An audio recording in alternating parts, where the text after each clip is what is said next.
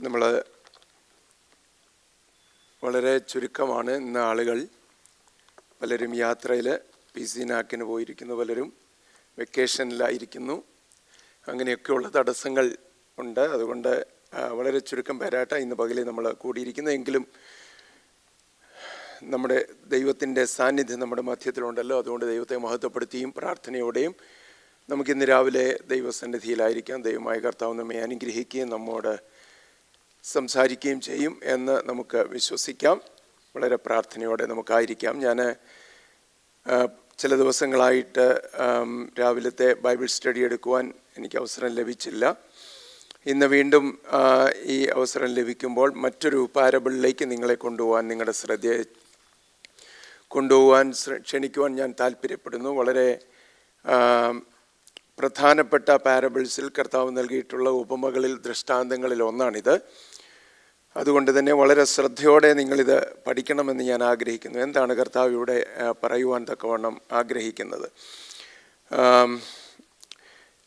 ഇത് മത്തായി സുവിശേഷം 20-ാം അധ്യായത്തിൻ്റെ 1 മുതൽ 16 വരെയുള്ള വാക്യങ്ങളിലാണ് നമ്മൾ ഈ പാരബിൾ കാണുന്നത്. പ്രധാനമായിട്ട് മത്തായി സുവിശേഷം 20-ാം അധ്യായം 1 മുതൽ 16 വരെയുള്ള വാക്യങ്ങൾ മുഴുവൻ വായിക്കുവാൻ ഇപ്പോൾ നമ്മൾ സമയമെടുക്കേണ്ട. അതാത് സമയങ്ങളിൽ നമുക്ക് ഈ പാരബിൾ വായിക്കുവാൻ തക്കവണ്ണം നമുക്ക് ശ്രമിക്കാം. പല വേഴ്സസ് ഇടയിൽ നിന്ന് നമുക്ക് വായിക്കാം. ഇത് നമുക്കറിയാം, മുന്തിരിത്തോട്ടത്തിലെ വേലക്കാരെന്ന മലയാളത്തിൽ നമ്മൾ കൊടുത്തിരിക്കുന്നത്, ലേബറേഴ്സ് ഇൻ ദ വിനിയാർഡ്. എന്നാൽ ഇതിനെ വാസ്തവത്തിൽ അനലൈസ് ചെയ്താൽ അതിന് നമുക്ക് വേറൊരു ശീർഷകം കൊടുക്കാൻ പറ്റും. Workers and the wages. പ്രവർത്തകർ അഥവാ ജോലിക്കാർ, അല്ല ജോലിക്കാർ, ആ ജോലിയുടെ കൂലി, വേലയുടെ കൂലി. ഇങ്ങനെ നമുക്ക് വേണമെങ്കിൽ ഇതിനെ വിഭാഗിക്കുവാൻ തക്കവണ്ണം പറ്റും. അപ്പോൾ എന്താണ് കർത്താവ് ഇതിലൂടെ പഠിപ്പിക്കുവാൻ തക്കവണ്ണം ശ്രമിക്കുന്നത് എന്ന് നമുക്ക് ഒന്ന് നോക്കാം. ചിലപ്പോൾ ഒരാഴ്ചയിൽ കൂടുതൽ ഡെഫിനറ്റ്ലി എടുക്കും. എങ്കിലും ആകുന്നത്ര സംക്ഷിപ്തമായിട്ട് പറയാൻ ഞാൻ ശ്രമിക്കാം. എന്തുകൊണ്ടാണ് യേശു കർത്താവ് ഈ പാരബിൾ പഠിപ്പിക്കാനിടയായത്?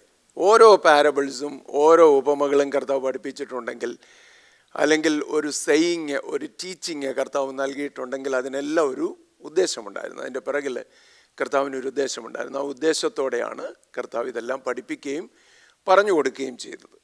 അപ്പോൾ ഇവിടെ ഈ പാരബിളും കർത്താവ് വിശേഷാൽ ഒരു ഉദ്ദേശത്തോടെ പഠിപ്പിച്ചു എന്ന് നമ്മൾ മനസ്സിലാക്കണം. യേശു കർത്താവ്, നമുക്കറിയാം, ഗലീലയിലെ തച്ചനായ യോസേഫിൻ്റെ അധീനതയിൽ അവൻ പോയി, അല്ലെങ്കിൽ അവൻ്റെ മാതാപിതാക്കൾക്ക് കീഴടങ്ങിയിരുന്നു എന്ന കർത്താവിനെ കുറിച്ച് നമ്മൾ പറയുന്നു. അവൻ ദേവാലയത്തിൽ 12-ാം വയസ്സിൽ യെരുശലേം ദേവാലയത്തിൽ പോവുകയും അവിടെയുള്ള ശാസ്ത്രിമാരും മറ്റുള്ളവരുമായിട്ട് അവൻ തർക്കിക്കുകയും വാദിക്കുകയും ദൈവവചനത്തെ അവരോട് പറഞ്ഞു കൊടുക്കുകയും എല്ലാം ചെയ്ത് നമ്മൾ കാണുന്നുണ്ട്. അതിനുശേഷം അവൻ പോയി തൻ്റെ മാതാപിതാക്കൾക്ക് കീഴടങ്ങിയിരുന്നു എന്ന് നമ്മൾ വായിക്കുന്നുണ്ട്. അപ്പോൾ ന്യായമായിട്ടും അവൻ ഒരു തച്ചനായി, തൻ്റെ പിതാവായ, അല്ലെങ്കിൽ ഹ്യൂമൻ ഫാദർ എന്നറിയപ്പെടുന്ന യോസെഫിൻ്റെ കീഴിൽ അവൻ പ്രവർത്തിച്ചു എന്ന് നമുക്ക് മനസ്സിലാക്കാം. അങ്ങനെയാണ് അനുമാനിക്കപ്പെടുന്നത്. യേശുവിൻ്റെ 12 മുതൽ 30 വരെയുള്ള വയസ്സുകളെക്കുറിച്ച് വ്യക്തമായിട്ടുള്ള പ്രതിപാദ്യങ്ങളൊന്നും വേദപുസ്തകത്തിൽ ഇല്ല. അതുകൊണ്ട് തന്നെ അതിനെ അജ്ഞാതകാലം എന്ന് പറയാറുണ്ട്. Unknown days of Jesus. യേശുവിൻ്റെ ഈ ലോക ജീവിതത്തിലെ അൺനോൺ ഡേയ്സ്, അറിയപ്പെടാത്ത കാലം എന്നൊക്കെ അതിനെ പറയുന്നുണ്ട്. ഏതായാലും നമ്മൾ മനസ്സിലാക്കുന്നത് അവൻ അങ്ങനെ തച്ചനായി ജോലി ചെയ്യുക. അപ്പോൾ ആരോ പറഞ്ഞു, യേശു ആ ജോലി വിട്ട് വേറൊരു ജോലി തുടങ്ങി 30-ാം വയസ്സിൽ, അല്ലേ? ആ പ്രൊഫഷൻ ഒന്ന് മാറി. അപ്പോൾ അദ്ദേഹം പറഞ്ഞത്, വലിയൊരു പ്രസംഗം പറഞ്ഞാൽ ഞാൻ വായിച്ചത് ഇപ്പോഴും ഓർക്കും. അദ്ദേഹം പറഞ്ഞ ആ ജോലി യേശു വിട്ടത് നന്നായി, അല്ലെങ്കിൽ ബാങ്ക്രപ്സി വളരെ പെട്ടെന്ന് ഫയൽ ചെയ്യേണ്ടി വന്നേനെ. യേശു ആ ജോലി വിട്ട് ടീച്ചിങ്ങിൻ്റെ ജോലി തിരഞ്ഞെടുത്തത് നന്നായി. അല്ല എങ്കിൽ വളരെ പെട്ടെന്ന് തന്നെ അദ്ദേഹത്തിൻ്റെ ഷോപ്പ് നഷ്ടത്തിലേക്ക് കൂപ്പുകുത്തുമായിരുന്നു എന്നാണ് പറഞ്ഞത്. കാരണമായിട്ട് പറയുന്നത്, ആ ലേബർ ഡിസ്പ്യൂട്ട് കർത്താവ് സെറ്റിൽ ചെയ്യുന്നത് നോക്കിയാൽ ഇന്നത്തെ ബിസിനസ് പ്രൊഫഷണൽസ് ആരും അത് സ്വീകരിക്കത്തില്ല. 21st സെഞ്ച്വറി ഇല്ലേ ബിസിനസ് പ്രൊഫഷണലിനോട് കർത്താവ് ഇവിടെ ഉപയോഗിക്കുന്ന മെത്തേഡ് ഉപയോഗിച്ച് ആ ഡിസ്പ്യൂട്ടൊക്കെ ഒന്ന് സെറ്റിൽ ചെയ്യുന്ന ആ മോഡൽ ഉപയോഗിക്കാൻ പറഞ്ഞാൽ ഇന്നത്തെ ബിസിനസ് കമ്പനീസിൻ്റെ സിഇഒമാരോ അല്ലെങ്കിൽ ബിസിനസ് പ്രൊഫഷണൽസ് എല്ലാം അതിനെ തീർത്തും തള്ളിക്കളയും. ഇങ്ങനൊരു മെത്തേഡ് ഒരിക്കലും വർക്കാകത്തില്ല. എന്നാൽ യേശു ഈ പാരബിൾ നമ്മെ പഠിപ്പിച്ചിരിക്കുന്നത് ലേബർ ഡിസ്പ്യൂട്ട് എങ്ങനെ സെറ്റിൽ ചെയ്യണമെന്ന് നമ്മളെ പഠിപ്പിക്കാനായിട്ടല്ല. അതിനേക്കാളെല്ലാം ഉപരിയായിട്ടുള്ള ആഴത്തിലുള്ളൊരു മീനിങ്, ഒന്നല്ല പല മീനിങ്ങുകളുണ്ട്. എല്ലാ പാരബിൾസിനും ഒരു പ്രധാനപ്പെട്ട മീനിങ് ഉണ്ട്, അല്ലെങ്കിൽ അതിൽ ഉള്ള ഒരു അന്തസത്ത എന്ന് നമുക്ക് പറയാവുന്നതുണ്ട്. അതിനോട് ചേർന്ന് കിടക്കുന്ന മറ്റ് ചില പ്രിൻസിപ്പിൾസും ഉണ്ടെങ്കിൽ സത്യങ്ങളും ഉണ്ട്. അപ്പം അങ്ങനെയുള്ള ചില കാര്യങ്ങൾ, വിശേഷാൽ പ്രധാന സത്യം അതിനോട് ചേർന്നുള്ള സെക്കൻഡറി ആയിട്ടുള്ള കാര്യങ്ങൾ കൂടെ നമ്മളെ മനസ്സിലാക്കാനായിട്ടുകൂടിയാണ് കർത്താവ് ഇത് പറഞ്ഞു തരുന്നത്. അപ്പം ഇതിനൊരു പശ്ചാത്തലമുണ്ട്. നമ്മൾ നേരെ ഈ 20-ാം അധ്യായം, മത്തായി സുവിശേഷം 20-ാം അധ്യായം വായിച്ച് ഈ കർത്താവ് പറയുന്ന ഉപമ മാത്രം നമ്മൾ വായിച്ചാൽ ഇത് നമുക്ക് മനസ്സിലാകത്തില്ല, വേണ്ടതുപോലെ തിരികേല. ഇതിൻ്റെ അർത്ഥം എന്താണ്, എന്തുകൊണ്ട് കർത്താവ് ഇത് പഠിപ്പിച്ചു, എന്തുകൊണ്ട് ഇത് കർത്താവ് പറഞ്ഞു എന്ന് നമുക്ക് മനസ്സിലാവുകയില്ല. അതുകൊണ്ട് അതിനെന്തെങ്കിലും പശ്ചാത്തലമുണ്ടോ, കോണ്ടെക്സ്റ്റ് ഉണ്ടോ, ഒരു സന്ദർഭത്തിലാണോ കർത്താവ് പറഞ്ഞത്, ഏതൊരു പശ്ചാത്തലത്തിൽ നിന്നുകൊണ്ട് കർത്താവ് ഇത് പഠിപ്പിപ്പാൻ തക്കവണ്ണം ഇടയായി എന്ന് ചിന്തിക്കേണ്ടത് അനിവാര്യമാണ്. അത് മനസ്സിലാക്കേണ്ടത് അനിവാര്യമാണ്. അതിനുവേണ്ടി നമ്മൾ എന്തുവാ ചെയ്യേണ്ടത്? 19-ാം അധ്യായത്തിൽ കടന്നു പോകണം. 19-ാം അധ്യായത്തിൽ അവിടെ 16 മുതൽ 22 വരെയുള്ള വാക്യങ്ങളൊന്ന് വായിക്കാമോ? 16 മുതൽ 22 വരെയുള്ള വാക്യങ്ങൾ. അനന്തരം ഒരുത്തൻ വന്ന് അവനോട്, ഗുരോ, നിത്യജീവനെ പ്രാപിപ്പാൻ ഞാൻ എന്ത് നന്മ ചെയ്യണമെന്ന് ചോദിച്ചതിന് അവൻ, എന്നോട് നന്മയെക്കുറിച്ച് ചോദിക്കുന്നത് എന്ത്? നല്ലവൻ ഒരുത്തനേ ഉള്ളൂ. ജീവനിൽ കടപ്പാൻ ഇച്ഛിക്കുന്നുവെങ്കിൽ കൽപ്പനകളെ പ്രമാണിക്ക എന്നവനോട് പറഞ്ഞു. ഏവ എന്ന് അവൻ ചോദിച്ചതിന് യേശു, കൊല ചെയ്യരുത്, വ്യഭിചാരം ചെയ്യരുത്, മോഷ്ടിക്കരുത്, കള്ളസാക്ഷ്യം പറയരുത്, അപ്പനെയും അമ്മയെയും ബഹുമാനിക്ക, കൂട്ടുകാരനെ നിന്നെപ്പോലെ തന്നെ സ്നേഹിക്ക എന്നിവ തന്നെ എന്ന് പറഞ്ഞു. യൗവനക്കാരൻ അവനോട്, ഇവയൊക്കെയും ഞാൻ പ്രമാണിച്ചു പോരുന്നു, ഇനി കുറവുള്ളത് എന്തേ എന്ന് പറഞ്ഞു. യേശു അവനോട്, സൽഗുണപൂർണനാകുവാൻ ഇച്ഛിക്കുന്നുവെങ്കിൽ നീ ചെന്ന് നിനക്കുള്ളത് വിറ്റ് ദരിദ്രർക്ക് കൊടുക്ക, എന്നാൽ സ്വർഗത്തിൽ നിനക്ക് നിക്ഷേപമുണ്ടാകും, പിന്നെ വന്നെന്നെ അനുഗമിക്ക എന്ന് പറഞ്ഞു. യൗവനക്കാരൻ വളരെ സമ്പത്തുള്ളവനാകയാൽ ഈ വചനം കേട്ടിട്ട് ദുഃഖിച്ച് പോയി കളഞ്ഞു. മതി, താങ്ക് യു സോ മച്ച്. അതോട് ചേർന്ന് നമുക്ക് മർക്കോസിൻ്റെ സുവിശേഷത്തിൽ നിന്നുകൂടെ വായിക്കാം. മർക്കോസിൻ്റെ സുവിശേഷം 10-ാം അധ്യായം അതിൻ്റെ 17 മുതലുള്ള ചില വാക്യങ്ങൾ. പല വാക്യങ്ങളുണ്ട്, എല്ലാം വായിക്കാൻ നമുക്ക് സമയമില്ലാത്തതുകൊണ്ട് ആരംഭമായിട്ടുള്ള ചില വാക്യങ്ങളൂടെ വായിക്കാം. മർക്കോസിൻ്റെ സുവിശേഷം 10-ാം അധ്യായത്തിൻ്റെ 17 മുതൽ. അവൻ പുറപ്പെട്ട് യാത്ര ചെയ്യുമ്പോൾ ഒരുവൻ ഓടി വന്ന് അവൻ്റെ മുൻപിൽ മുട്ടുകുത്തി, നല്ല ഗുരോ, നിത്യജീവനെ അവകാശമാക്കുവാൻ ഞാൻ എന്ത് ചെയ്യണമെന്ന് അവനോട് ചോദിച്ചു. അതിന് യേശു, എന്നെ നല്ലവൻ എന്ന് പറയുന്നത് എന്ത്? ദൈവൻ ഒരുവനല്ലാതെ നല്ലവൻ ആരുമില്ല. കൊല ചെയ്യരുത്, വ്യഭിചാരം ചെയ്യരുത്, മോഷ്ടിക്കരുത്, കള്ളസാക്ഷ്യം പറയരുത്, ചതിക്കരുത്, നിന്റെ അപ്പനെയും അമ്മയെയും ബഹുമാനിക്ക എന്നീ കൽപ്പനകളെ നീ അറിയുന്നുവല്ലോ എന്ന് പറഞ്ഞു. അവൻ അവനോട്, ഗുരോ, ഇതൊക്കെയും ഞാൻ ചെറുപ്പം മുതൽ പ്രമാണിച്ചു പോരുന്നു എന്ന് പറഞ്ഞു. യേശു അവനെ നോക്കി അവനെ സ്നേഹിച്ചു. ഒരു കുറവ് നിനക്കുണ്ട്. നീ പോയി നിനക്കുള്ളതെല്ലാം വിറ്റ് ദരിദ്രർക്ക് കൊടുക്ക, എന്നാൽ നിനക്ക് സ്വർഗത്തിൽ നിക്ഷേപമുണ്ടാകും. പിന്നെ വന്ന് എന്നെ അനുഗമിക്ക എന്ന് പറഞ്ഞു. അവൻ വളരെ സമ്പത്തുള്ളവനാകൊണ്ട് ഈ വചനത്തിങ്കൽ വിഷാദിച്ച് ദുഃഖിതനായി പോയി കളഞ്ഞു. മതി, താങ്ക് യു. ഇപ്പോഴത്തേക്ക് നമുക്കവിടെ മതിയാക്കാം. നോക്കണം, ഈ ചെറുപ്പക്കാരൻ കർത്താവ് യേശു ക്രിസ്തുവിൻ്റെ അടുത്തേക്ക് വരിക. ഇവനെ 3 സുവിശേഷകന്മാർ 3 പേരിൽ വിളിക്കുന്നുണ്ട്. അവൻ ചെറുപ്പക്കാരനായിരുന്നെന്ന് പറയുന്നു. മറ്റൊരിടത്ത് എഴുതിയിരിക്കുന്നു അവൻ ഒരു ധനികനായിരുന്നു. മറ്റൊരു ഭാഗത്ത് എഴുതിയിരിക്കുന്നു അവനൊരു പ്രമാണിയായിരുന്നു. അപ്പോൾ ഇത് 3 കൂടി ഒരുമിച്ച് ചേർത്ത് നമ്മളവനെ വിളിക്കുന്നത് ദ റിച്ച് യങ് റൂളർ എന്ന ധനികനായ ചെറുപ്പക്കാരനായ പ്രമാണി. അപ്പോൾ ധനികനായിരുന്നു, ചെറുപ്പക്കാരനായിരുന്നു, പ്രമാണിയായ മനുഷ്യനായിരുന്നു. എന്നാൽ നോക്കണം, അവൻ യേശുവിൻ്റെ അടുത്ത് വരുന്നത് എങ്ങനെയാണ്, എന്തിനു വേണ്ടിയാണെന്ന് വളരെ വ്യക്തമായിട്ട് ഈ 2 ഭാഗങ്ങളിലും എഴുതിയിട്ടുണ്ട്. അവിടെ പ്രത്യേകിച്ച് അതുകൊണ്ട് മർക്കോസിൻ്റെ സുവിശേഷം 10-ാം അധ്യായത്തിൽ നിന്ന് കൂടെ നാം വായിക്കുവാനിടയായത്. അവിടെ എഴുതിയിരിക്കുന്ന ഒരു ചെറുപ്പക്കാരൻ, ധനികനായ ഒരു ചെറുപ്പക്കാരൻ ഓടി വന്ന് മുട്ടുകുത്തി യേശുവിൻ്റെ മുമ്പിൽ. ഇല്ലേ, പ്രമാണിമാർ ഇസ്രായേൽ മക്കളുടെ ഇടയ്ക്ക് പ്രമാണിമാർ സമൂഹത്തിൻ്റെ മധ്യത്തിൽ ഓടത്തില്ലായിരുന്നു. അത് അവരുടെ സ്റ്റേറ്റസിന് ചേരുന്നതല്ല. അവർ വളരെ ഒരു സ്റ്റേറ്റ്ലി വേയിലാണ് അവർ നടക്കുന്നതും അവരുടെ ആ ഭാവവാഹാദികളും അതിൻ്റെ ഗാംഭീര്യതയും എല്ലാം നിലനിർത്തിക്കൊണ്ടേ അവർ സമൂഹത്തിൽ ഇടപെടുള്ളൂ. എന്നാൽ ഈ ചെറുപ്പക്കാരനെ നോക്ക്, അവൻ ഓടി വന്ന് മുട്ടുകുത്തി എന്നാണ് എഴുതിയിരിക്കുന്നത്. ഓടി വന്ന് മുട്ടുകുത്തി. അപ്പം അവന് റൈറ്റ് മാനർ ഓഫ് കമ്മിങ് ആയിരുന്നു. അവന് വളരെ ലേസി ആയിട്ട് പലരും ആരാധനയ്ക്ക് വരുന്നത് പോലെയോ കൂട്ടായ്മയ്ക്ക് വരുന്ന പോലെയോ ഒന്നും അല്ലായിരുന്നു. വളരെ വളരെ തിടുക്കത്തോടെ, ഏർജൻസിയോടെ, വളരെ താല്പര്യത്തോടെ, ഉത്സുകനായി അവൻ ഓടി വന്ന് മുട്ടുകുത്തി. Right manner of coming. ദൈവസന്നിധി നമ്മൾ കടന്നു ചെല്ലുമ്പോൾ എങ്ങനെയാണ് നമ്മൾ വരുന്നത്?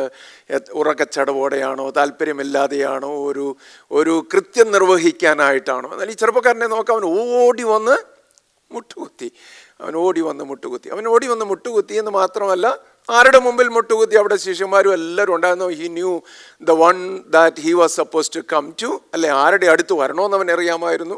So he came in the right manner, he came to the right person.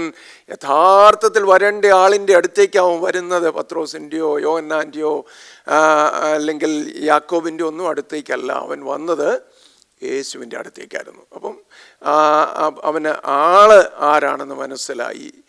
Right manner of coming, right person that he came to. He has the right question. അവൻ വാസ്തവത്തിൽ ശരിയായിട്ടുള്ള ചോദ്യമാണ് ചോദിച്ചത്, അല്ലേ? നമ്മൾ പലപ്പോഴും ഉന്നയിക്കുന്ന ചോദ്യങ്ങളൊക്കെ എന്ന് പറഞ്ഞാൽ ഏറ്റവും നിസ്സാരമായിട്ടുള്ള ചോദ്യങ്ങളാണ്.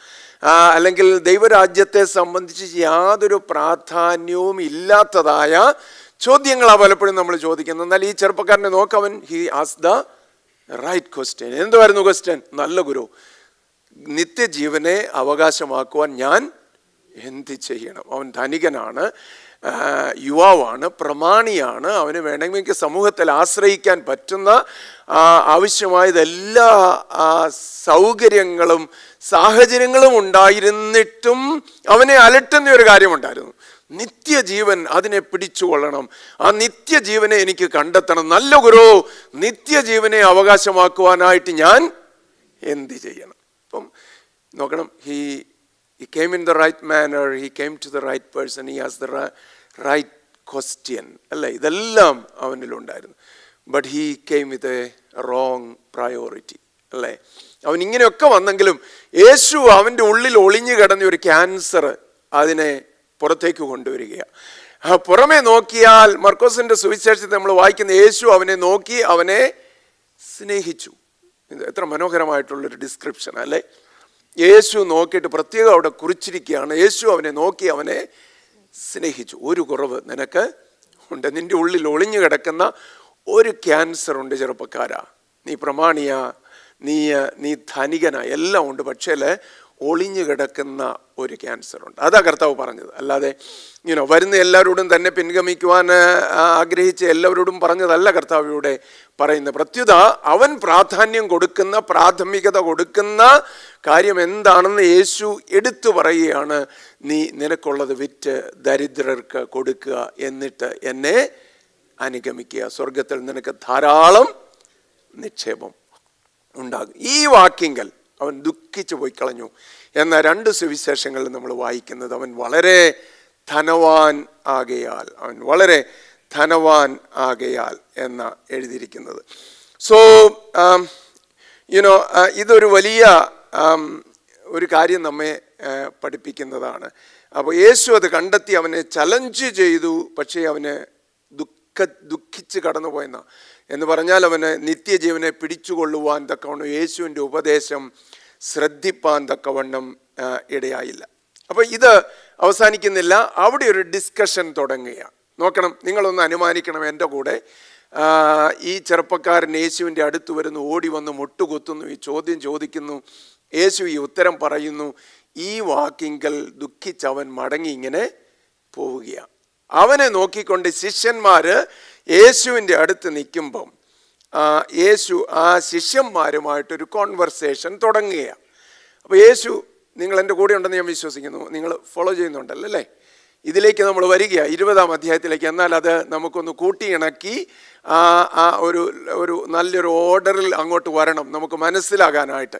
ഇപ്പോൾ മാത്രമല്ല, ഇനി എപ്പോൾ നമ്മൾ ഈ ഭാഗം വായിച്ചാലും ഇത് നമ്മുടെ മനസ്സിൽ പതിയുവാൻ ഇടയാകണം. അത് അത്യന്താപേക്ഷിതമാണ്. അതുകൊണ്ടാണ് ഞാനിത് ഇങ്ങനെ പറയുവാൻ തക്കവണ്ണം സമയം എടുക്കുന്നത്. ദൈവത്തിന് സ്തോത്രം. അപ്പം നോക്കണം,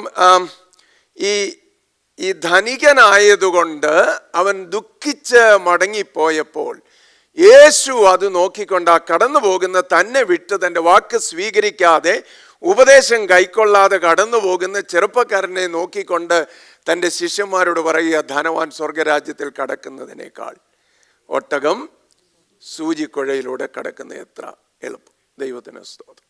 അപ്പം ദൈവത്തിൻ്റെ വചനത്തെ നമ്മൾ വായിക്കുന്നുണ്ട്.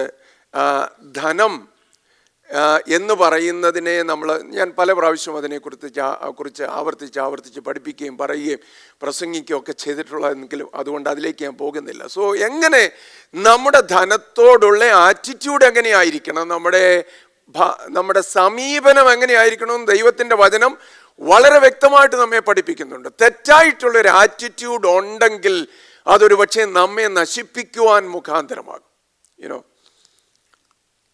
അപ്പോസ്തലനായ പൗലോസ് ദേമാസിനെ കുറിച്ച് പറയുന്നുണ്ട്, അല്ലേ? 3 ഭാഗങ്ങളിൽ ദേമാസിനെ കുറിച്ച് പറയുന്നുണ്ട്. ഒരിടത്ത് പറയുന്നു പ്രിയ വൈദ്യനായ ലൂക്കോസും ദേമാസ്. അപ്പം പ്രിയരുടെ കൂട്ടത്തിൽ ആ ലിസ്റ്റിൽ പെടുന്നവനായിരുന്നു ദേമാസ് ഒരു സമയത്ത്. പിന്നെ അടുത്ത സമയത്ത് പറയുന്നു എൻ്റെ കൂട്ടുവേലക്കാരനായ പ്രിയനായ ലൂക്കോസും ദേമാസും എന്ന് പറഞ്ഞു. രണ്ടാമത് പറഞ്ഞു കൂട്ടുവേലക്കാരനായ ദേമാസ്. മൂന്നാമത് പറയുക, ദേമാസ് ഈ ലോകത്തെ സ്നേഹിച്ചിട്ട് എന്നെ വിട്ട് തെസ്സലോനിക്കയിലേക്ക് പോയി. അതൊന്നും വിവരിക്കാൻ ഞാൻ സമയമെടുക്കുകയില്ല. എന്നാൽ എനിക്ക് രസകരമായിട്ടുള്ളൊരു കണക്ഷൻ ഞാൻ നിങ്ങളെ കാണിക്കാം. ഇത് വളരെ വളരെ പ്രാധാന്യമുള്ളത്. അതുകൊണ്ട് നമ്മുടെ എല്ലാ ആറ്റിറ്റ്യൂഡുകളിൽ, സമീപനങ്ങളിൽ തിരുത്തലുകൾ വേണമെങ്കിൽ ഒരു ഡിറ്റാച്ച്മെന്റ്, ലൗകികമായ ഭൗതികമായ താത്കാലികമായ കാര്യങ്ങളോടൊരു ഡിറ്റാച്ച്മെന്റ്, ഒരു അകൽച്ച ഇതുവരെ ഡെവലപ്പ് ചെയ്തിട്ടില്ലെങ്കിൽ നമ്മൾ ശ്രദ്ധിച്ചോണം. Praise the Lord. രസകരമായ കാര്യം ജോൺ ബെനിയൻ എഴുതിയ പരദേശി മോക്ഷയാത്ര എന്ന് പറയുന്ന പുസ്തകത്തിലുണ്ട്. അദ്ദേഹം തൻ്റെ ബൈബിൾ കഴിഞ്ഞാൽ ഏറ്റവും അധികം ലോകത്തിലെ ആളുകൾ വിവർത്തനം ചെയ്തിട്ടുള്ളതും നൂറ് കണക്കിന് ഭാഷകളിലേക്ക് വിവർത്തനം ചെയ്ത പുസ്തകമാണ് ജോൺ ബെനിയൻ്റെ പരദേശി മോക്ഷയാത്ര. അതിനകത്ത് അദ്ദേഹം കണ്ട സ്വപ്നത്തിൻ്റെ ഭാഗമായിട്ട് വിവരിക്കുകയാണ്, ക്രിസ്ത്യാനിയും വിശ്വാസിയും കൂടെ the faithful and the Christian, they were travelling together. അപ്പോൾ അവരിങ്ങനെ പോകുമ്പോൾ യാത്രയുടെ മധ്യത്തിൽ അവരൊരു കാഴ്ച കണ്ടു. ഒരുവൻ ഖനിയിൽ നിന്നിങ്ങനെ കുഴിച്ച് ഖനനം നടത്തിക്കൊണ്ടിരിക്കുകയാണ്. സ്വർണവും വെള്ളിയും അങ്ങനെയുള്ള കാര്യങ്ങളെല്ലാം കുഴിച്ചെടുക്കാനുള്ള ശ്രമം നടത്തിക്കൊണ്ടിരിക്കുക. അപ്പോഴാണ് ക്രിസ്ത്യാനിയും വിശ്വാസിയും കൂടെ അതിൽ നടന്നു പോകുന്നത്. അപ്പോൾ അവിടെ നിന്ന് ദേമാസ് പറഞ്ഞു, ദേമാസിനെ ഒരു നിമിഷം നോക്കിയപ്പോൾ അവൻ അവിടെ നിന്ന് വിളിക്കാൻ തുടങ്ങി, ഇങ്ങോട്ട് വാ, നോക്ക് ഞാൻ എന്തുമാത്രമാണ് കുഴിച്ചെടുക്കുന്നത് നോക്ക്, നിങ്ങളും വാ, നിങ്ങൾക്കും വേണ്ടി ധാരാളം ഇതിലുണ്ടല്ലോ, ഈ ഖനിഗർഭത്തിലേക്ക് നിങ്ങളും വരിക എന്ന് പറഞ്ഞു. ക്രിസ്ത്യാനിയുടെ ചുവട് ഒരു നിമിഷം അതിലേക്ക് പോകുവാൻ തുടങ്ങിയതാണ്. പക്ഷേ വിശ്വാസി അവനെ തടഞ്ഞു. എന്നിട്ട് പറഞ്ഞു, ഇത് വലിയൊരു പ്രലോഭനമാണ്, ഇതിനകത്ത് പോയിട്ടുള്ളവരാരും പിന്നെ മടങ്ങി വന്നിട്ടില്ല, തിരികെ കയറിയിട്ടില്ല. ആ ഒരു കാര്യം നമ്മുടെ വളരെ ശ്രദ്ധയിലുണ്ടാകണം. ഇവിടെ ഈ മനുഷ്യന് അവൻ്റെ വരവ് കണ്ടാൽ അറിയാം പ്രധാന കാര്യത്തിനാണ് വരുന്നതെന്ന്. സാധാരണ ഒരുവനെ പോലെ ഓടി വന്നെന്ന് എഴുതിയിരിക്കുന്നത്. അവൻ യേശുവിൻ്റെ അടുത്ത് മുട്ടുകുത്തുകയാണ്. അവൻ ഏറ്റവും പ്രധാനപ്പെട്ട ചോദ്യം മറ്റുള്ളവരെ പോലെയല്ല. മറ്റുള്ളവരെ പോലെ ഒരു അടയാളം കാണിച്ചു തരാമോ, നീ മശിയാണെന്ന് തെളിയിക്കാമോ, ഇതൊന്നും അല്ല ചോദിക്കുന്നത്. ഗുരു, നല്ല ഗുരു, നിത്യജീവനെ അവകാശമാക്കുവാൻ ഞാൻ, ശരിയായ ചോദ്യം, ഏറ്റവും പ്രധാനപ്പെട്ട കാര്യം, ഇതെല്ലാം ചോദിക്കുന്നത്. പക്ഷേ അവൻ്റെ ഉള്ളിൽ ഞാൻ പറഞ്ഞല്ലോ മുമ്പേ മറഞ്ഞു കിടന്ന ഒരു ക്യാൻസർ ഉണ്ടായിരുന്നു. അതെന്തായിരുന്നു? യേശു വെളിയിൽ കൊണ്ടുവരികയാ. എന്തുവാ? നിത്യജീവന് വേണ്ടി ഓടി വരികയൊക്കെ ചെയ്തു, എല്ലാം ചെയ്തു, ഓടുകയും അധ്വാനിക്കുകയും എല്ലാം ചെയ്തു. പക്ഷേ ഏറ്റവും അധികം പ്രാഥമികത കൊടുത്തിരുന്നത് ധനസമ്പാദനത്തിനായിരുന്നു. അല്ലെങ്കിൽ ധനികനായി ജീവിക്കുക എന്നുള്ളതിൽ. അപ്പം നമ്മുടെ എല്ലാം ജീവിതത്തിലേക്ക് നമുക്കും തിരിഞ്ഞു നോക്കണം കേട്ടോ. നമ്മൾ ആരും നമ്മളെ തന്നെ വഞ്ചിക്കാൻ ഇടയാകരുത്. എല്ലാം നമുക്കുണ്ടെന്നും നിത്യവൻ പ്രാപിച്ചെന്നും കർത്താവിനെ അറിഞ്ഞെന്നും നിത്യരക്ഷയുടെ ഭാഗമെന്നും എല്ലാം പറഞ്ഞ് നമ്മുടെ പ്രഥമമായ സ്ഥാനം നമ്മൾ ദൈവത്തിന് കൊടുക്കാതെ, നിത്യജീവന് കൊടുക്കാതെ, കർത്താവിനെ അനുസരിക്കുന്നതിനും അവൻ്റെ വചനത്തിനും കൊടുക്കാതെ മറ്റെന്തിനെങ്കിലും കൊടുക്കുന്നെങ്കിൽ അത് ധനം മാത്രമല്ല. ദൈവത്തിന് സ്തോത്രം. ധനം ഏറ്റവും അപകടകരമാണ്. അതുകൊണ്ടാണ് അത് നമ്മൾ വളരെ വളരെ സൂക്ഷിക്കേണ്ടത്. അതുകൊണ്ടാണ് കർത്താവ് പറഞ്ഞത്, ധനവാൻ സ്വർഗരാജ്യത്തിൽ കടക്കുന്നതിനേക്കാൾ ഒട്ടകം സൂചിക്കുഴയിലൂടെ കടക്കുന്നത് ഏറെ എളുപ്പം. യാക്കോബിന്റെ ലേഖനം 5-ാം അധ്യായത്തിൽ നമ്മൾ വായിക്കുന്നുണ്ട്, അല്ലയോ ധനവാന്മാരെ, നിങ്ങളുടെ മേൽ വരുന്ന ദുരിതം നിമിത്തം നിലവിളിച്ച് നിങ്ങൾ കരഞ്ഞ് മുറയിടുവീനെന്ന. ധനം ദ്രവിച്ചും അതെല്ലാം തുരുമ്പിച്ചും പോയെന്ന് എഴുതിയിരിക്കുന്നത്. ഇതൊക്കെ നമ്മുടെ ഉള്ളിൽ കയറാൻ വലിയ പാടാണ്. all of us are struggling. There are times when I also struggle. I cannot say that I am away from all this. No. നമ്മളെല്ലാം സ്ട്രഗിൾ ചെയ്യുന്നുണ്ടല്ലേ. എന്നാൽ യാക്കോബ് അപ്പോസ്തലൻ പറയുന്നത്, ധനവാന്മാരെ, നിങ്ങളുടെ മേൽ വരുന്ന ദുരിതങ്ങൾ നിമിത്തം ദുഃഖിച്ച് നിലവിളിപ്പീൻ. ഈ ധനമെല്ലാം ദ്രവിച്ച് പോകുന്നതാ, ഇല്ലാതെ ആകുന്നത്. അപ്പോൾ ഒരു കാഴ്ചപ്പാട് നമുക്കുണ്ടാകണം. പൈസ വേണ്ടേ? വേണം. സാമ്പത്തികമായിട്ടുള്ള കാര്യങ്ങൾ വേണം. വീട് വേണ്ടേ? വാഹനങ്ങൾ വേണ്ടേ? സൗകര്യങ്ങൾ വേണ്ടേ? എല്ലാം വേണം. പക്ഷേ നമ്മുടെ ഏറ്റവും പ്രധാനപ്പെട്ട ലക്ഷ്യം, നമ്മുടെ സമീപനങ്ങൾ അതിനു വേണ്ടിയാകരുത്, അതിനോട് ആകരുത്. ദൈവത്തിന് സ്തോത്രം. ഹല്ലേലൂയ. നിങ്ങൾ എൻ്റെ കൂടെ ഇല്ലല്ലേ? ബുദ്ധിമുട്ടുള്ള കാര്യങ്ങളാണ് പറയുന്നതെന്ന് എനിക്കറിയാം.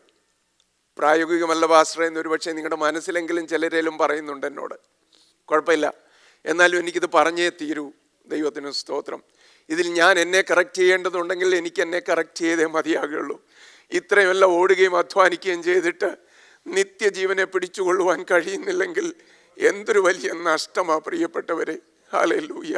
നമ്മുടെ ഓട്ടവും അധ്വാനവും ആ നിത്യജീവനെ പ്രാപിപ്പാൻ തന്നെ ആകട്ടെ. അതിന് തടസ്സമായി വരുന്നതിനെ എല്ലാം നമുക്ക് യേശുവിൻ്റെ നാമത്തിൽ അവനോടുള്ള അനുസരണത്തിനായിട്ട് അപ്പോസ്തലനായ പൗലോസ് പറഞ്ഞതുപോലെ, ഞങ്ങൾ ജഡത്തിൽ സഞ്ചരിക്കുന്നവരെങ്കിലും ജഡപ്രകാരം പോരാടുന്നില്ല. ഞങ്ങളുടെ പോരിൻ്റെ ആയുധങ്ങൾ ജഡികമല്ല, പിന്നെ ദൈവസന്നിധി കോട്ടകളെ ഇടിപ്പാൻ ശക്തിയുള്ളതാണ്. പിശാചിൻ്റെ കോട്ടകൾക്കെതിരായിട്ടൊക്കെ നമ്മൾ ആജ്ഞാപിക്കുകയും പ്രാർത്ഥിക്കുകയൊക്കെ ചെയ്യും. ഈ കോട്ടയ്ക്കെതിരായിട്ട് ആരെങ്കിലും പ്രാർത്ഥിച്ചിട്ടുണ്ടോ? കർത്താവേ, എൻ്റെ ഉള്ളിലുള്ള ധനസ്നേഹത്തെ നീ മാറ്റിക്കളയണമേ. നിന്നെക്കാൾ അധികം സ്നേഹിക്കുന്ന, ഞാൻ ഏറ്റവും പ്രിയമെന്ന് കരുതുന്ന ധനസമ്പാദനം, അതിനോടുള്ള സ്നേഹം, അതിൻ്റെ പ്രാഥമികത, അതിനെ ശാസിക്കുമാറാകണമേ, എന്നിൽ നീക്കണമേ എന്ന് ആരെങ്കിലും പ്രാർത്ഥിക്കാറുണ്ടോ? സ്തോത്രം, സ്തോത്രം, സ്തോത്രം.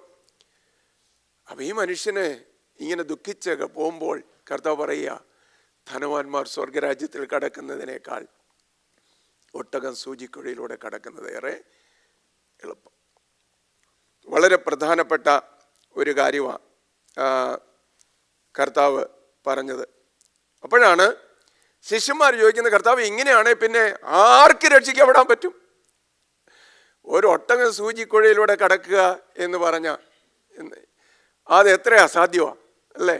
അപ്പോൾ ആ സൂചിക്കുഴ എന്ന് പറയുന്നത് ലിറ്ററലായിട്ടുള്ള സൂചിയുടെ കുഴയല്ലെന്നും, അത് അവരുടെ വാതിലുകളിൽ, യെരുശലേമിൻ്റെ വാതിലുകളിൽ ഒന്നായിട്ടുള്ള ഐ ഓഫ് ദ നീഡിൽ എന്ന് പറയുന്ന ഏറ്റവും ചെറിയൊരു വാതിൽ ഉണ്ടായിരുന്നു എന്ന് പറയുന്നുണ്ട്. അത് എനിക്ക് ഓത്തൻറ്റിക്കായിട്ട് പറയാൻ പറ്റത്തില്ലെങ്കിലും ഞാൻ വായിച്ചതിൻ്റെ ഓർമ്മയിലുണ്ട്. അപ്പം അങ്ങനെയാണെങ്കിൽ പോലും അത് ഒട്ടകങ്ങളോ ചുമടുകളോ ഒക്കെ ആയിട്ട് ആളുകൾ ശബത്തിന് ആരംഭിക്കുന്നതിന് തൊട്ട് മുമ്പ് വരികയാണെങ്കിൽ ഒട്ടകത്തിന് ചുമടുകളുമായിട്ട് അകത്തേക്ക് കയറാൻ കഴിയാതെ വണ്ണം ആളുകൾക്ക് കഷ്ടിച്ച് ഞെങ്ങി ഞെരുങ്ങി അകത്തേക്ക് കയറാൻ പറ്റുന്ന ഒരു വാതിൽ. അപ്പം ആ വാതിലിൽ കൂടെ ഒട്ടകത്തിന് കടക്കാൻ കഴിയില്ല, മനുഷ്യർക്ക് തന്നെ ഞെങ്ങി ഞെരങ്ങി അകത്തേക്ക് കടക്കാൻ പറ്റുന്നതാണ്.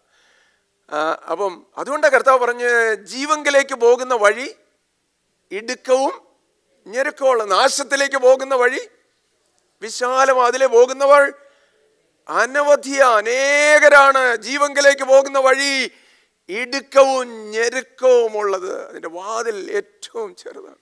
ആരോ പറഞ്ഞതുപോലെ സ്വർഗരാജ്യത്തിലോട്ട് കയറുന്ന ഗേറ്റിന് ആ പടി 1 മീറ്റർ ഹൈറ്റേ ഉള്ളത്.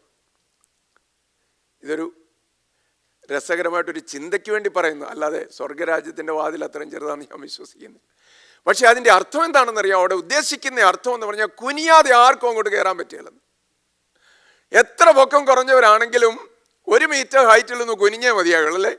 നമുക്ക് എത്ര ഹൈറ്റ് ഉണ്ട്, എത്ര നീളം, ദീർഘകായന്മാരാണെന്നൊക്കെ, അല്ലെ ഏറ്റവും ഹ്രസ്വകായന്മാരാണെന്ന് വിചാരിച്ചാലും ഒന്ന് കുനിഞ്ഞേ കയറാൻ പറ്റത്തു. അപ്പൊ ചില പ്രിൻസിപ്പിൾസ് ഉണ്ട്, വൈറ്റൽ പ്രിൻസിപ്പിൾസ് ഉണ്ട്. സ്വർഗരാജ്യത്തിൽ പ്രവേശിക്കാനായിട്ടുള്ള ചില വൈറ്റൽ പ്രിൻസിപ്പിൾസ് ഉണ്ട്, പ്രധാനപ്പെട്ട ചില പ്രമാണങ്ങളുണ്ട്. അവയില്ലാതെ സ്വർഗത്തിൽ കൊണ്ടുപോകാമെന്ന് കർത്താവ് പറഞ്ഞിട്ടില്ല. രക്ഷ സൗജന്യമാ, വിശ്വസിക്കുന്നവർക്ക് ലഭിക്കുന്നതാ. അതുകൊണ്ട് ജീവിതം മാറണ്ടെന്ന് കർത്താവ് പറഞ്ഞിട്ടില്ല, മാനസാന്തരപ്പെടേണ്ടെന്ന് കർത്താവ് പറഞ്ഞിട്ടില്ല. മാനസാന്തരത്തിന് അനുയോജ്യമായ ഫലം കായ്പീനും ദൈവത്തിന്റെ വചനം പറയുന്നുണ്ട്. സ്തോത്രം, സ്തോത്രം, സ്തോത്രം.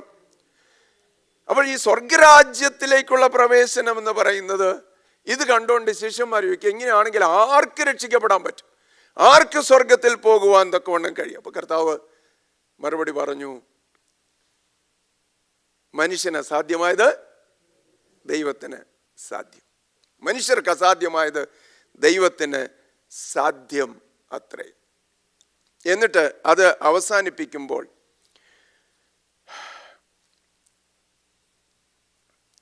കർത്താവ് തന്നെ പറഞ്ഞു 30-ാമത്തെ വാക്യത്തിൽ, എങ്കിലും മുമ്പന്മാർ പലർ പിമ്പന്മാരും പിമ്പന്മാർ മുമ്പന്മാരും ആകും.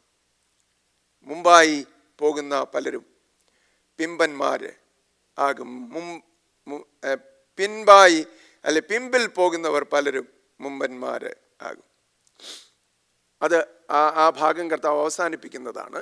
എന്നാൽ അതിനു മുമ്പേ ഒരു ചിന്തയോടെ പറഞ്ഞ് ഇന്ന് പകൽ ഒത്തിരി ഇതിൻ്റെ ആഴങ്ങളിലേക്ക് പോകാൻ നമുക്ക് സമയമില്ല. ദൈവം വെച്ചാൽ അടുത്ത ആഴ്ച ഇതിൻ്റെ ബാക്കി ഭാഗങ്ങളുമായിട്ട് നമുക്ക് മുന്നോട്ട് പോകാം. അപ്പോഴാണ് ഒരു കമ്പാരിസന് വേണ്ടി ഒരാൾ മുന്നോട്ട് വരുന്നത്. എന്താ കമ്പാരിസൺ? ആരാ കമ്പാരിസൺ എൻ്റെ ക്വസ്റ്റ്യൻ ചോദിച്ചത്? കമോൺ, ആരാ യേശുവിനോട് ഈ ചോദ്യം ചോദിക്കുന്നത്? കമ്പയർ ചെയ്തുകൊണ്ട്, കർത്താവേ നോക്ക്, അവനോട് നീ പറഞ്ഞു അവനുള്ളത് വിറ്റ് ദരിദ്രന്മാർ കൊടുത്തിട്ട് നിന്നെ അനുഗമിക്കാൻ അവന് വേണ്ടെന്ന് പറഞ്ഞ് ചിട്ടച്ചു പോകുന്നു. ഞങ്ങളെ നോക്ക്, ഞങ്ങളോ സകലവും വിട്ട് നിന്നെ അനുഗമിച്ചിരിക്കുന്നു എന്ന് മാത്രം പറയല്ല, അതിനോട് ചേർത്തൊരു കാര്യം കൂടെ പറഞ്ഞു. എന്തുവാ? ഞങ്ങൾക്ക് എന്ത് കിട്ടും? അതാ നമ്മുടെ പ്രധാന ചിന്താ വിഷയം. അതിലേക്ക് നമ്മൾ വരും, ഇന്നല്ല. ഞങ്ങൾക്ക് എന്ത് കിട്ടും? ഞങ്ങളോ സകലവും വിട്ട് നിന്നെ അനുഗമിച്ചിരിക്കുന്നു. യേശു കർത്താവ് മത്തായി സുവിശേഷം 4-ാം അധ്യായം അതിൻ്റെ 18 തൊട്ട് 22 വരെ ഒന്ന് വായിച്ചേ. മത്തായി 4:18 തൊട്ട് 22 വരെ. അവൻ ഗലീല കടൽപ്പുറത്ത് നടക്കുമ്പോൾ പത്രോസ് എന്നു പേരുള്ള ശിമോൻ, അവന്റെ സഹോദരനായ അന്ത്രയോസ് എന്നിങ്ങനെ മീൻ പിടിക്കാരായ 2 സഹോദരന്മാർ കടലിൽ വല വീശുന്നത് കണ്ടു. എൻ്റെ പിന്നാലെ വരുവീൻ, ഞാൻ നിങ്ങളെ മനുഷ്യരെ പിടിക്കുന്നവരാക്കുമെന്ന് അവരോട് പറഞ്ഞു. ഉടനെ അവർ വല വിട്ടേച്ച് അവനെ അനുഗമിച്ചു. അവിടെ നിന്ന് മുൻപോട്ട് പോയി. Thank you. അപ്പോൾ നോക്കണേ, അവൻ വിട്ടിട്ടിറങ്ങിയത് എന്തോ വിട്ടത്? അവന്റെ വലയും ഒരുപക്ഷെ ഒരു പഴയ പടക് അവർക്കുണ്ടായിരുന്നു. സബദീസ് ഷിപ്പിംഗ് കോർപ്പറേഷന്റെ വൈസ് പ്രസിഡന്റ് ആയിരുന്നു സബദി. അപ്പൻ അതിന്റെ പ്രസിഡന്റും പത്രോസ് അതിന്റെ വൈസ് പ്രസിഡന്റ്. ഇത്രയും വലിയ സ്ഥാനത്തിരുന്നയാളാ പത്രോസ്. ഞങ്ങൾ സകലവും വിട്ട് നിന്നെ അനുഗമിച്ചിരിക്കുന്നു, ഞങ്ങൾക്ക് എന്ത് കിട്ടും? വേണമെങ്കിൽ കർത്താവിന് പത്രോസിനെ ലജ്ജിപ്പിക്കാറുന്നല്ലേ. ഇരിക്കടാ അവിടെ, ഒരു കടലാസ് എടുത്ത് നീ ഒന്ന് എഴുതി കാണിച്ചേ എന്നെ, നീ എന്തെല്ലാം വിട്ടെന്ന്. നിന്റെ കീറാറായ ഒരു വല വിട്ടല്ലേ, നിന്റെ പഴയ ഒരു പടക്, അതല്ലേ നീ വിട്ടതെന്ന് വേണമെങ്കിൽ കർത്താവിന് ചോദിക്കാമായിരുന്നു. എന്നാൽ അങ്ങനെ പത്രോസിന് അങ്ങനെയല്ല കർത്താവ് മറുപടി കൊടുക്കുന്നത്. കർത്താവ് അതിന് മറുപടി കൊടുത്തത് എങ്ങനെയാ? യേശു എന്താ പറഞ്ഞു? യേശു അവരോട് പറഞ്ഞത്, എന്നെ അനുഗമിക്കുന്ന നിങ്ങൾ പുനർജനനത്തിൽ മനുഷ്യപുത്രൻ തൻ്റെ മഹത്വത്തിൻ്റെ സിംഹാസനത്തിൽ ഇരിക്കുമ്പോൾ നിങ്ങളും 12 സിംഹാസനത്തിൽ ഇരുന്ന ഇസ്രായേൽ ഗോത്രം 12-നും ന്യായം വിധിക്കുമെന്ന് ഞാൻ സത്യമായിട്ട് നിങ്ങളോട് പറയുന്നു. എൻ്റെ നാമനിമിത്തം വീടുകളെയോ സഹോദരന്മാരെയോ സഹോദരികളെയോ അപ്പനെയോ അമ്മയെയോ മക്കളെയോ നിലങ്ങളെയോ വിട്ടുകളഞ്ഞവൻ എല്ലാം 100 മടങ്ങ് ലഭിക്കും. അവന് നിത്യജീവനെയും അവകാശമാക്കും. എങ്കിലും മുമ്പന്മാർ ചിലർ പിമ്പന്മാരും പിമ്പന്മാർ മുമ്പന്മാരും ആകും. ദൈവത്തിന് സ്തോത്രം.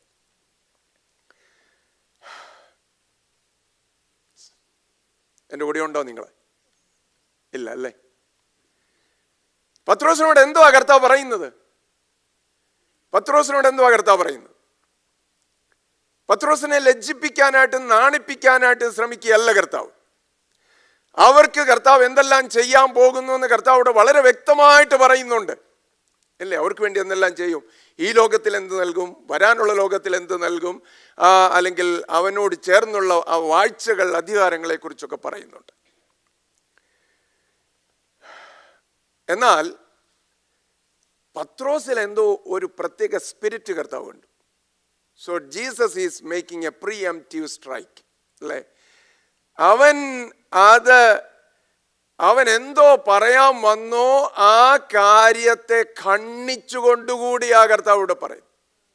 ആ കാര്യത്തെ ഖണ്ഡിച്ചുകൊണ്ടുകൂടി. അതാ നമ്മൾ ഈ ഉപമയിൽ കാണാൻ തക്കവണ്ണം പോകുന്നത് അടുത്ത ദിവസം. അപ്പൊ ഞാൻ മുമ്പേ പറഞ്ഞതുപോലെ ഈ അടുത്ത് ഓടി വന്ന് ചോദ്യം ചോദിച്ച ചെറുപ്പക്കാരൻ്റെ ഉള്ളിൽ ഒരു ക്യാൻസർ ഒളിഞ്ഞു കിടന്നിരുന്നത് പോലെ പത്രോസിന്റെ ഉള്ളിലും ഒരു തെറ്റായ കാര്യം കർത്താവ് കണ്ടെത്തി. നിങ്ങളെന്നോട് യോജിക്കുന്നില്ലെങ്കിൽ അടുത്ത ആഴ്ച ഞാനത് തെളിയിക്കാം. ഇന്ന് സമയമില്ല. പത്രോസിന്റെ ഉള്ളിലും ഒരു കാര്യം കർത്താവ് കണ്ടെത്തി. അതുകൊണ്ട് അവിടെ പറഞ്ഞ് അവസാനിപ്പിക്കുന്ന മുമ്പന്മാരെന്ന് കരുതുന്ന പലരും ആരാകും? പിമ്പന്മാരാകും. പിമ്പന്മാരെന്ന് പറയുന്ന പലരും മുമ്പന്മാരായി തീരും. നമ്മളെല്ലാം ഒരുപാട് അഭിമാനിക്കുന്ന, ഗർവിച്ച് സംസാരിക്കുന്ന ഒത്തിരി കാര്യങ്ങൾ. നമ്മുടെ എക്സ്പീരിയൻസ് ഇത്ര വർഷമായി ഞാൻ പെന്തക്കോസ്ത് വിശ്വാസത്തിൽ, അല്ലെങ്കിൽ കർത്താവിനെ പിൻപറ്റുക, കർത്താവിൻ്റെ ശുശ്രൂഷയില, എൻ്റെ ഇന്നാരെല്ലാം ഇങ്ങനെയൊക്കെ ആയിരുന്നു എന്നെല്ലാം നമ്മളൊക്കെ പറയാറുണ്ട്. നൺ ഓഫ് ദീസ് സ്റ്റാൻഡ്സ് എന്ന് കർത്താവ് പറയുക. ഇവിടെ മുമ്പന്മാരെന്ന് കരുതുന്ന പലരും അവിടെ പിമ്പന്മാരായി പോകും.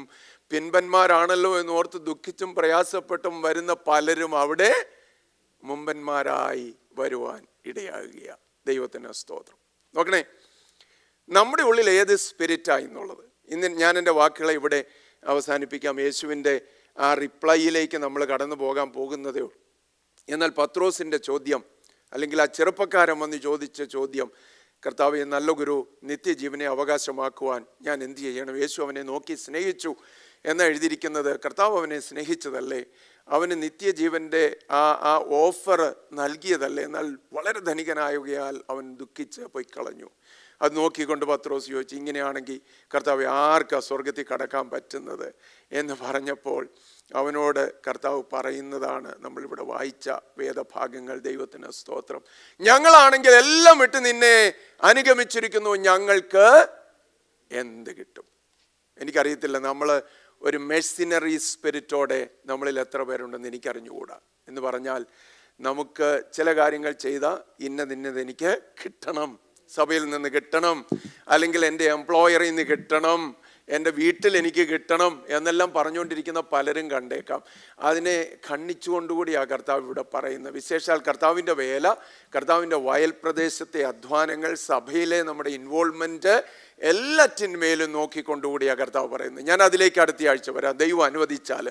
ദൈവത്തിന് സ്തോത്രം. എന്നാൽ ഇന്ന് രാവിലെ നമുക്ക് നമ്മുടെ ജീവിതത്തിലേക്ക് ഒന്ന് നോക്കാം. നമ്മുടെ കണ്ണുകളെ അടയ്ക്കാം, തലകളെ ദൈവസന്നിധിയിൽ വണക്കാം. നമ്മുടെ ഉള്ളിൽ ഒളിഞ്ഞു കിടക്കുന്നത്. നമ്മൾ ആരാധിക്കുന്നതിൻ്റെ മധ്യത്തിൽ തന്നെ ഓടി വരുന്നു, നമ്മൾ പല കാര്യങ്ങൾ ചെയ്യുന്നു. നമ്മൾ കർത്താവിൻ്റെ നാമത്തിൻ്റെ മഹത്വത്തിന് വേണ്ടി, സഭയ്ക്ക് വേണ്ടി, ദൈവരാജ്യത്തിന് വേണ്ടി എന്നൊക്കെ പറഞ്ഞ് പല കാര്യങ്ങളൊക്കെ നമ്മൾ ചെയ്യുന്നുണ്ടായിരിക്കാം. എന്നാൽ നമ്മുടെ ഉള്ളിലെ സ്പിരിറ്റ് എന്തുവാ പ്രിയപ്പെട്ടവരെ? ദൈവത്തിന് സ്തോത്രം. നമ്മുടെ സമീപനം എങ്ങനെയാണ്? എന്തിനെയാണ് നമ്മൾ അധികം സ്നേഹിക്കുന്നത്? ഇന്ന് പകൽക്കാലം നമ്മോട് തന്നെ നമുക്കൊന്ന് ചോദിക്കാം. കർത്താവിൻ്റെ സന്നിധിയിൽ ഹല്ലേലൂയ നമ്മെ തന്നെ താഴ്ത്താം. കർത്താവേ, നിനക്കിഷ്ടമില്ലാത്ത എൻ്റെ ജീവിതത്തിൽ ഒളിഞ്ഞു കിടക്കുന്ന ക്യാൻസറുകളെ നീ ഒന്ന് ശാസിക്കണമേ എന്ന് കർത്താവിനോട് നമുക്ക് പറയാം. അത് ലോക സ്നേഹമാണെങ്കിൽ അങ്ങനെ, ധനത്തോടുള്ള സ്നേഹമാണെങ്കിൽ അങ്ങനെ, സ്ഥാന മഹിമകളോടുള്ള സ്നേഹമാണെങ്കിൽ അങ്ങനെ, അംഗീകാരത്തിന് വേണ്ടി ഉള്ളതാണെങ്കിൽ അങ്ങനെ, യേശുവിൻ്റെ നാമത്തിൽ അതിനെ ശാസിച്ച് ഇന്ന് പകൽക്കാലം നമുക്കൊരു വിടുതൽ ലഭിച്ചു മുന്നേറുവാനിടയാകട്ടെ. ഇന്ന് രാവിലെ നമ്മെ തന്നെ നമുക്ക് കേൾപ്പിക്കാം. നമുക്ക് പ്രാർത്ഥനയോടെ ആരാധനയിലേക്ക് പ്രവേശിക്കാം. ഹല്ലേലൂയ. സ്തോത്രം, സ്തോത്രം.